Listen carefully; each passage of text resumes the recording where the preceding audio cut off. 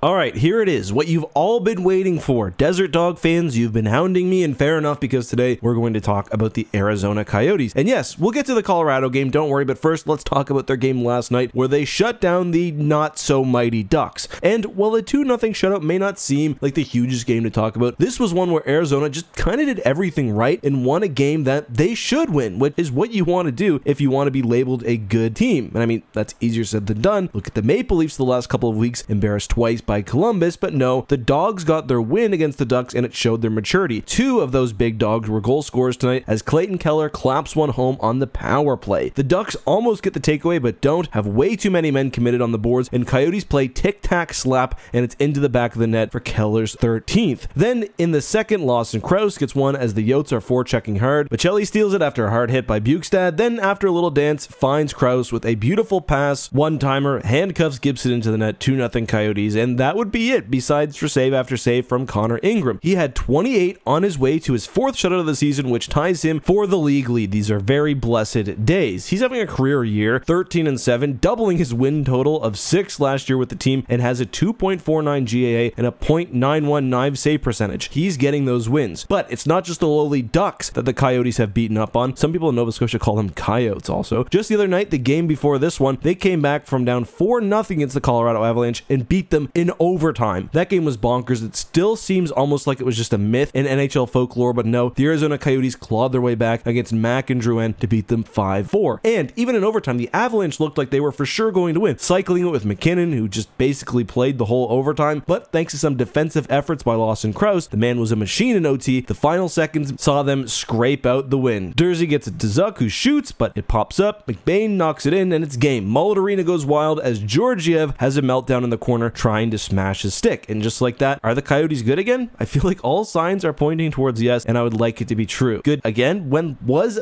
the previous time? I don't know. But as much crap as Arizona gets on here, including from me, it's just sort of ingrained. Like, we grew up with Wayne Gretzky as the head coach. They were garbage. They didn't have a prospect pool to bet their team on. However, embarrassing arena situation aside, we're not talking about that team anymore. I hope the Coyotes get back to the playoffs because I very much enjoyed being on the 2012 wagon with Shane Doan, one of my favorite players of that era, and Mike Smith. But do you agree with the Arizona Coyotes being good again, or is it just a flash in the pan? Let us know down below.